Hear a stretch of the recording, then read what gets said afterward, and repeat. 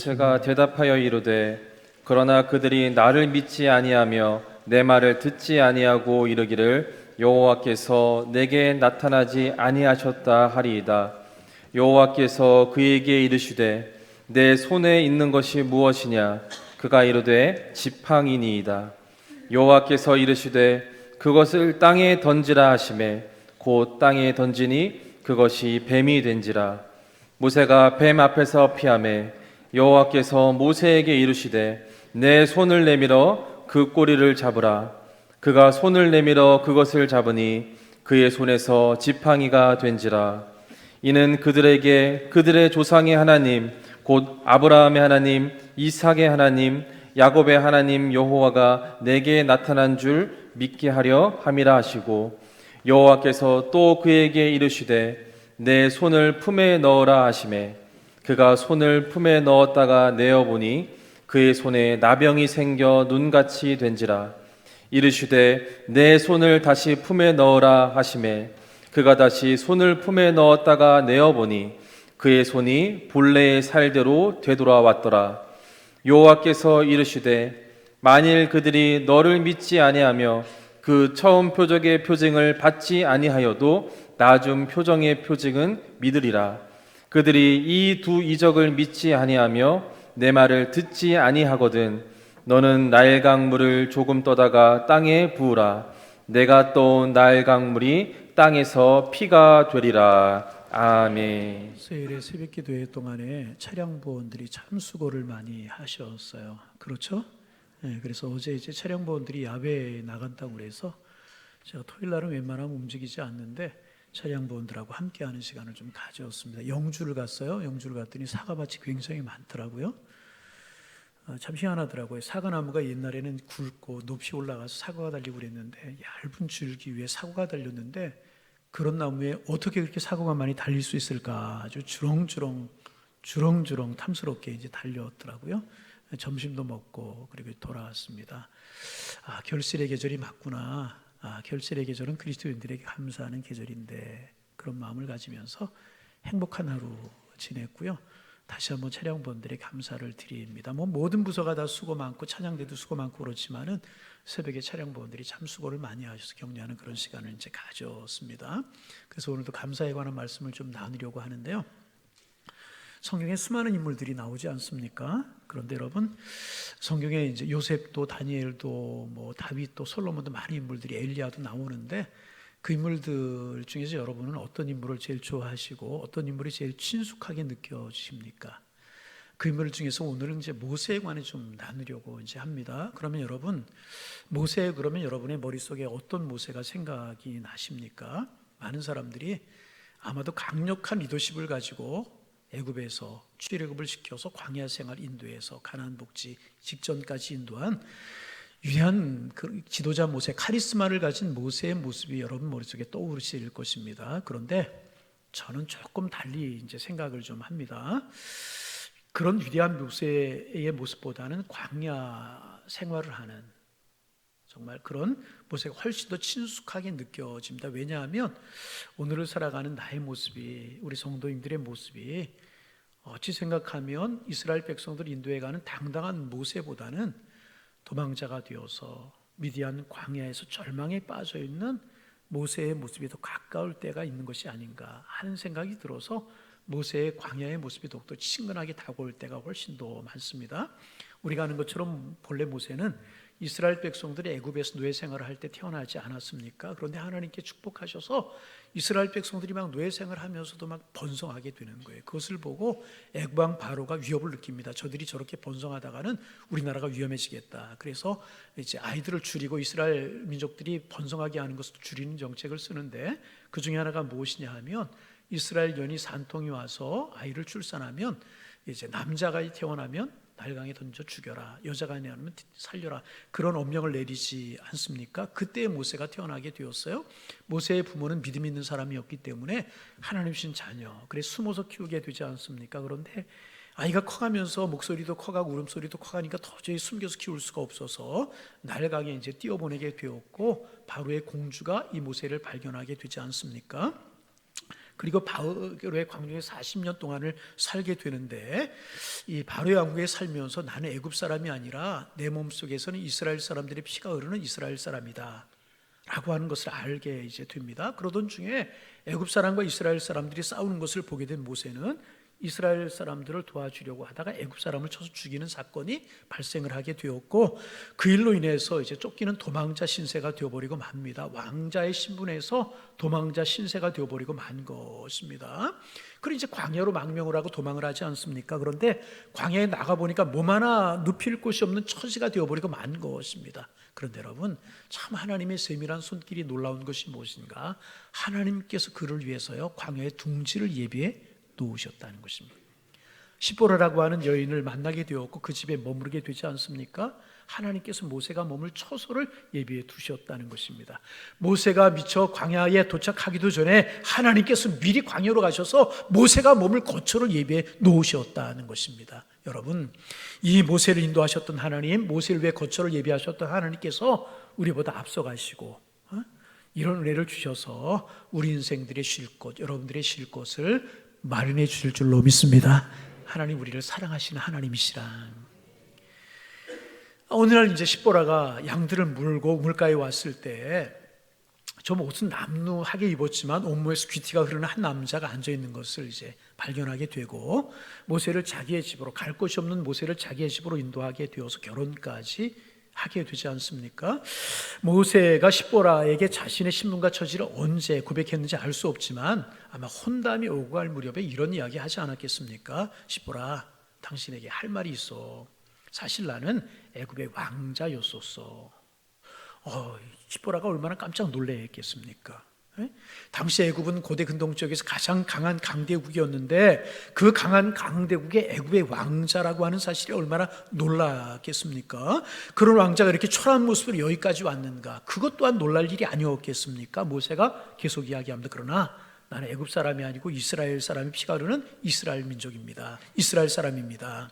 내 민족이 저 애굽에서 노예 생활을 하고 있는데 내가 언젠간 돌아가서 내 백성을 구출해내는 것이 내 사명입니다. 내가 애굽 사람 하나를 죽였고 그의 탈롱 안에서 내가 이렇게 쫓기는 손세가 되었고 애굽까지 온 것입니다. 나는 언젠가 애굽에 돌아가 동족을 구해낼 사람이요, 이런 이야기 하지 않았겠습니까? 결혼한 후에 십보라는 이 남자가 이제 애굽으로 돌아간다고 하지만 아이들이 태어나면 애굽에 대한 생각을 버리고 내 곁에 머무를 거야, 또 이런 기대를 가지지 않았겠습니까? 그리고 이제 정말 얼마 후에 두 아들이 태어났어요. 그러나 남편은 늘 애굽 땅을 바라보는 것입니다. 애굽을 그리워하고 있었습니다. 그 십보라는 그런 이제 모세를 보면, 남편을 보면서 늘 마음속에 모세가 떠날까봐 두려운 마음을 가지지 않았겠습니까? 그렇게 이제 세월이 흘러왔습니다. 그러던 중에 언제부터인가 십보라는 남편을 보면서 더 이상 불안해하지 않았습니다. 왜냐하면 모세가 더 이상 애굽을 바라보지 않는 겁니다. 완전히 포기한 것처럼 보였습니다. 여러분, 그도 그럴 것이 모세의 나이가 80세에 이르게 되었습니다. 그러니 무슨 희망이고 꿈이 있다고 생각을 했겠습니까?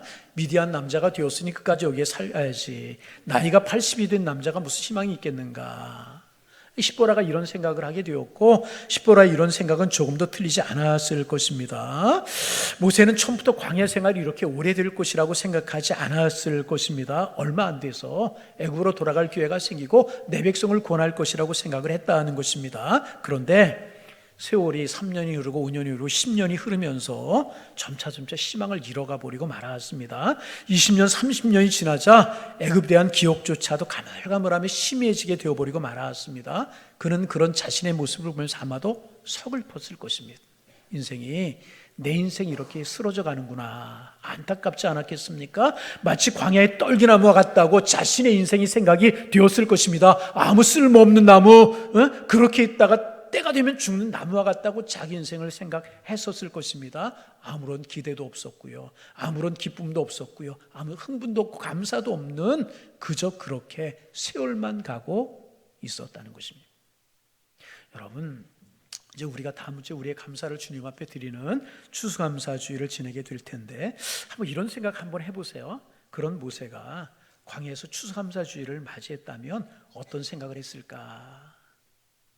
어떤 생각을 하면 추수감사주의를 지냈을까? 이런 생각 여러분 한번 해보세요. 하나님, 나는 동족을 구원하고 싶었습니다. 40년 전에 나는 젊었고 힘도 있었습니다.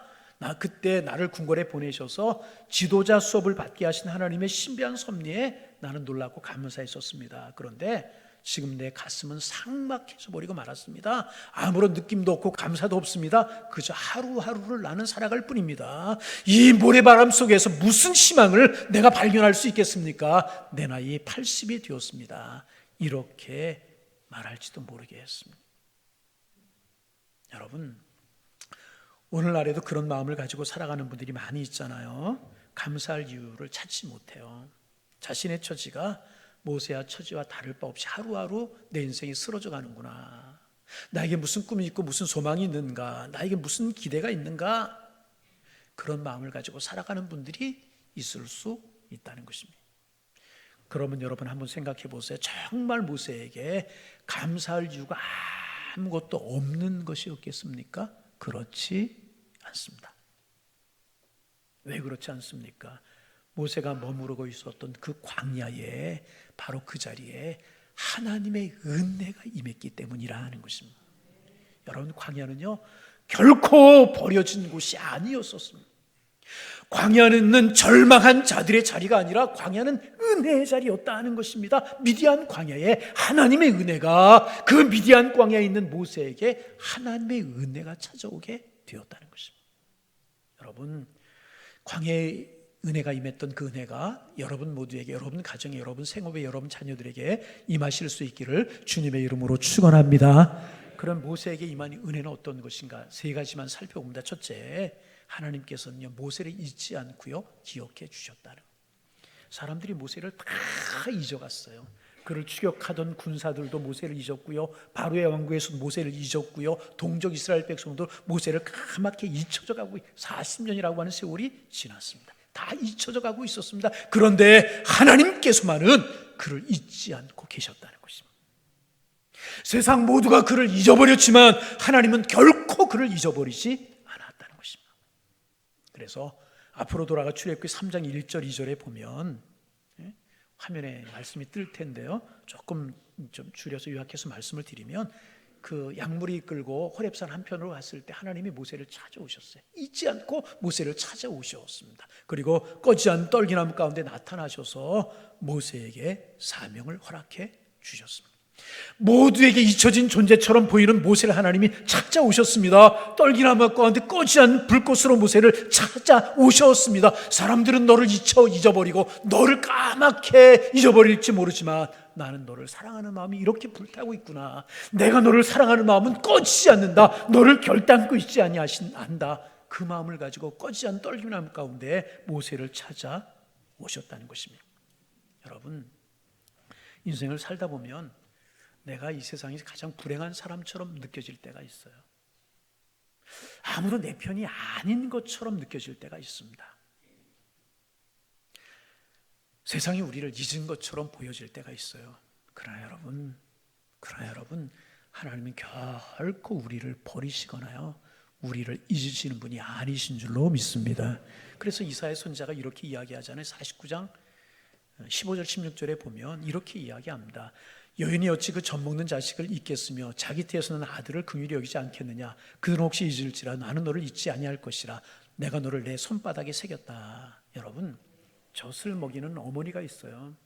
그 어머니가 젖 먹인 아이를 어떻게 잊을 수가 있겠습니까? 자기 태에서 태어난 아들을 어떻게 긍휼히 여기지 않을 수가 있겠습니까? 그러나 그 여인이 긍휼히 여기지 않고 그 여인은 혹시 그 젖 먹는 아이를 잊을지라도 하나님은 결코 우리를 잊어버리지 아니하신다는 것입니다. 왜? 십자가의 피로 우리를 자녀 삼아 주셨기 때문에. 그래서 하나님의 손바닥에 우리를 새기셨다는, 잊지 아니하신다. 하나님 모세 잊지 아니하셨어요. 그를 찾아오셨어요. 여러분, 그 하나님 우리를 결코 잊지 아니하시는 줄로 믿습니다. 비록 지금 나의 형편이 어렵고 나의 형편이 힘들고 하나님이 나를 떠나고 내 곁에 사람이 없는 것처럼 여겨지지만, 여러분, 하나님은 결코 우리를 잊지 아니하시는 사랑의 주님이신 줄로 믿습니다. 이 한 가지만으로도요 우리는 충분한 감사의 조건이 되게 되는 것이다. 여러분, 저와 여러분, 하나님 불꽃 같은 눈으로 우리를 눈동자같이 지켜주시는 줄로 믿습니다. 그러게 지키시고 보호하신 하나님의 은혜에 마음껏 감사하는 저와 여러분 모두가 되실 수 있기를 주님의 이름으로 축복합니다. 두 번째, 하나님은요, 모세 인생에 다시 불을 붙여주셨어요. 40년 동안 광야 생활했으니 다 그의 마음에 불붙은 마음이 시들어져 가고 있지 않았겠습니까? 네? 여러분 그렇죠.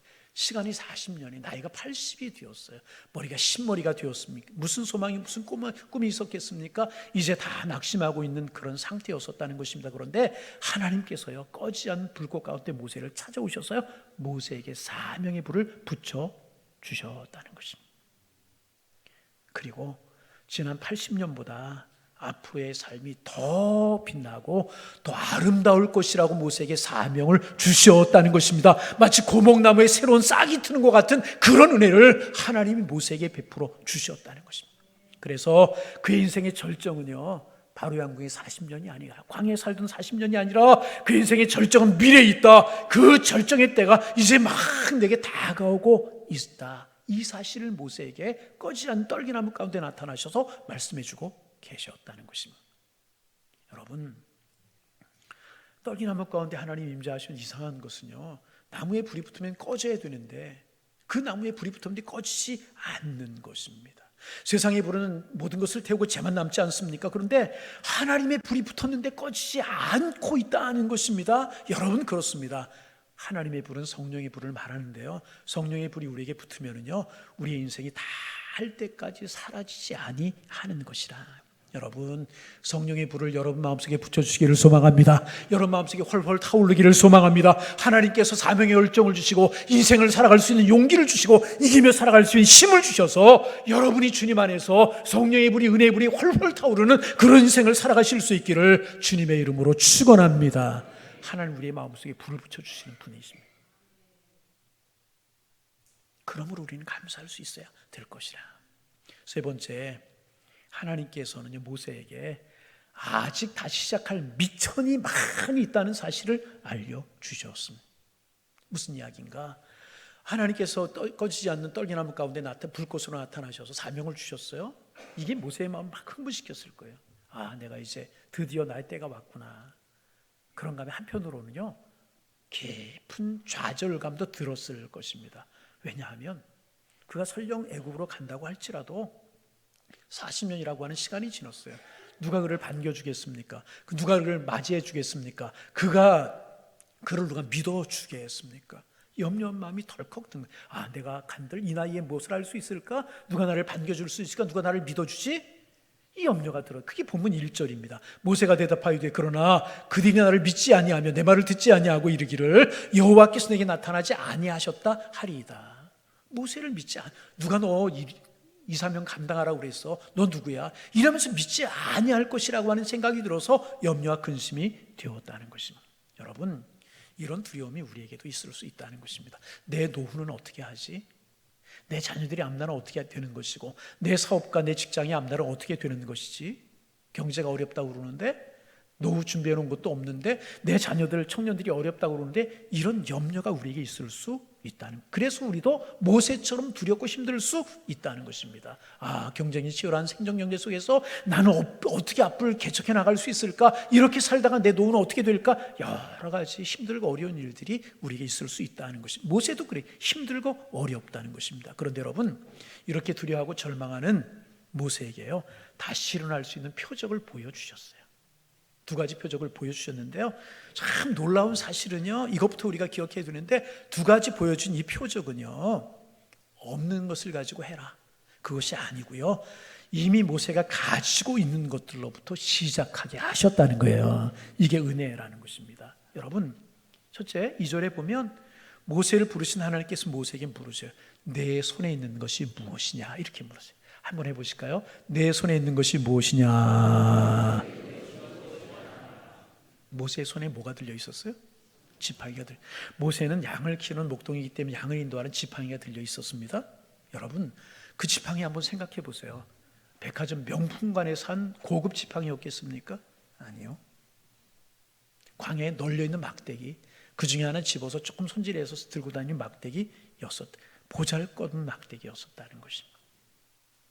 내 손에 무엇이 있느냐 물으셨어요. 여러분, 여러분의 손에 지금 무엇이 들려 있습니까? 여러분이 가지고 있는 것이 무엇입니까? 여러분, 모세의 손에 지팡이가 들려져 있듯이 아무것도 없는 사람 없잖아요. 아무것도 없으면 연륜이라도 있고 경륜이라도 있고요, 가정이 있고요. 없는 사람 아무도 없습니다. 그러므로 여러분, 여러분의 손에 들리는 게 지팡이 하나밖에 없을지라도 절망하지 마시기를 바랍니다. 여러분이 가지고 있는 것 초라하고 대단한 것 아니어도 괜찮습니다. 여러분, 그 지팡이가 모세의 손에 들려졌을 때 그 지팡이가 어떤 지팡이가 되었습니까? 반석을 쳤을 때 물이 터지고요, 홍해를 가르쳤을 때 홍해 갈라지고요. 하나님이 그 지팡이를 통해서 역사하셨잖아요. 여러분, 지팡이일지라도 주님의 손에 붙들리면 그 수동에 놀라운 일이 이루어질 줄로 믿습니다. 두 번째, 그 지팡이를 던지자 뱀이 되고 다시 잡으니까 지팡이 되고 그런 일이 있었어요.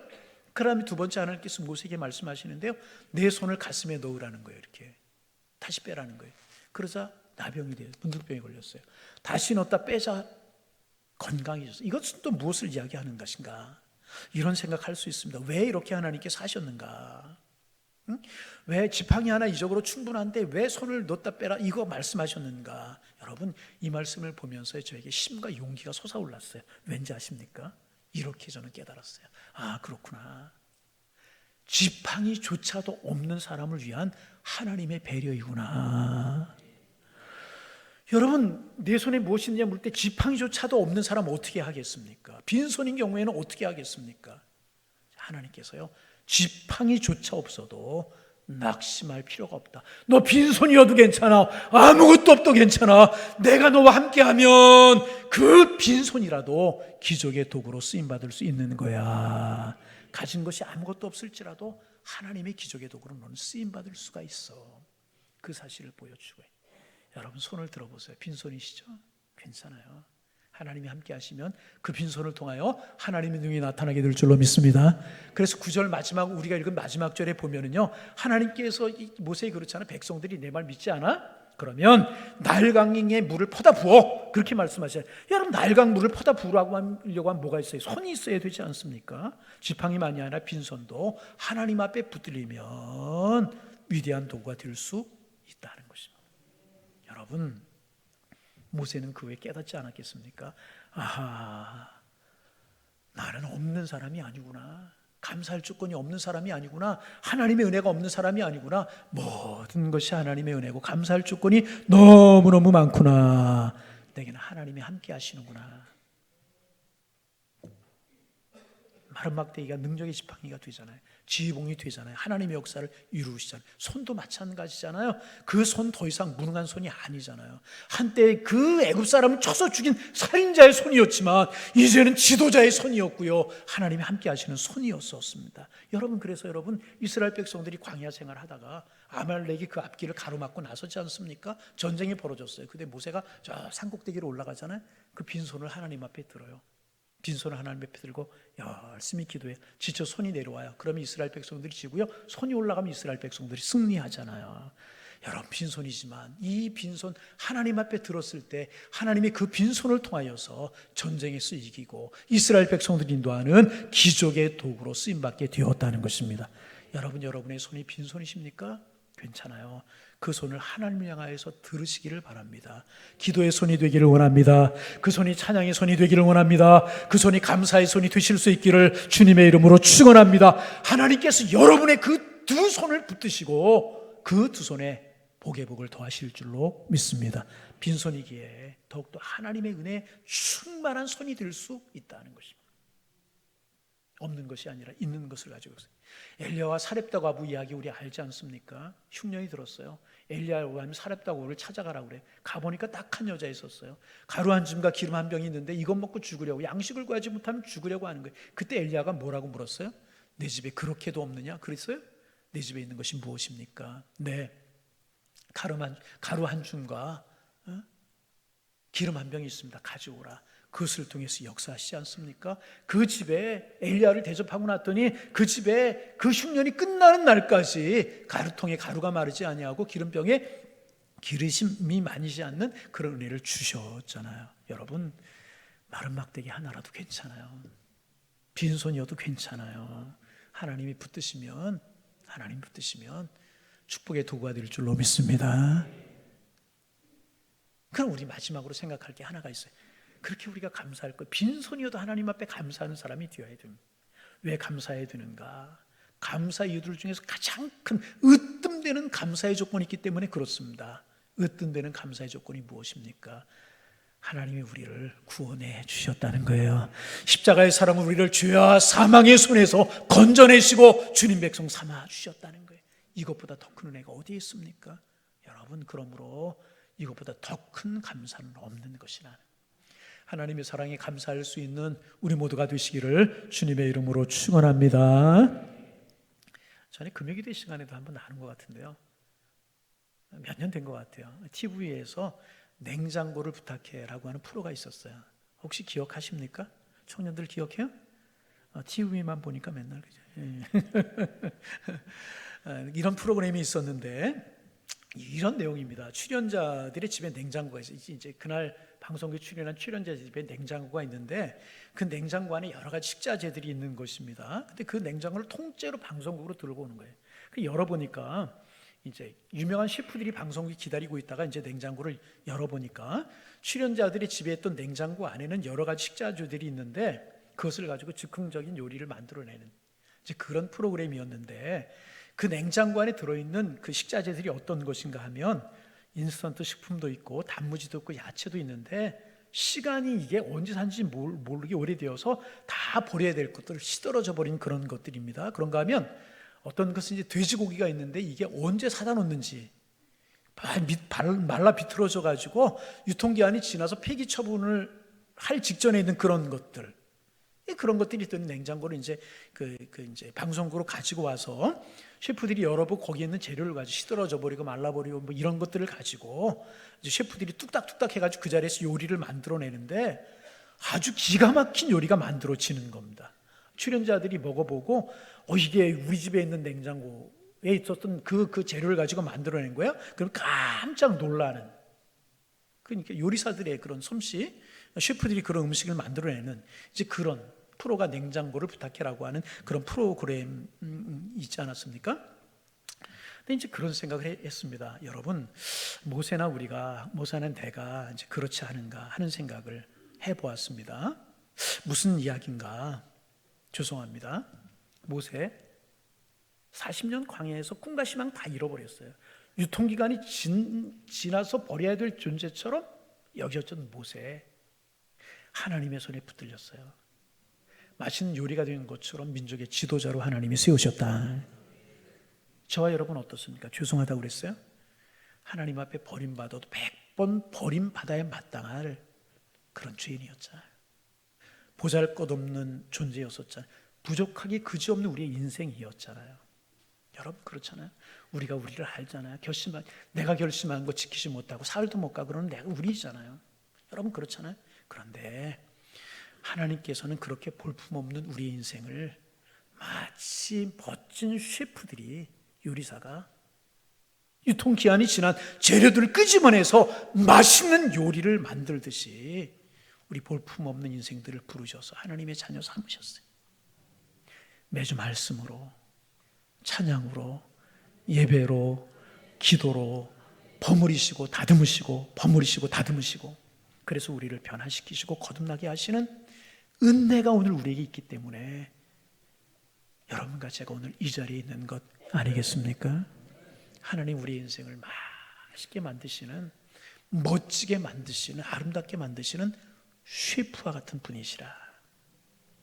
내가 나를 볼 때 유통기간이 다 지나서 별 볼 일 없는 인생처럼 여겨지고 내가 자랑할 것 아무것도 없는 인생이고 아무것도 아닌 인생인 것 같지만 하나님께서 내 인생을, 우리 인생을 붙드셨다는 거예요. 깎으시고 다듬으시고 깎으시고 버무리시면 멋있는 인생으로 우리의 인생이 바뀌게 되는 줄로 믿습니다. 그리고 이것이 바로 은혜라는 것입니다. 모세에게 은혜가 임했어요. 우리에게도 은혜가 임했다.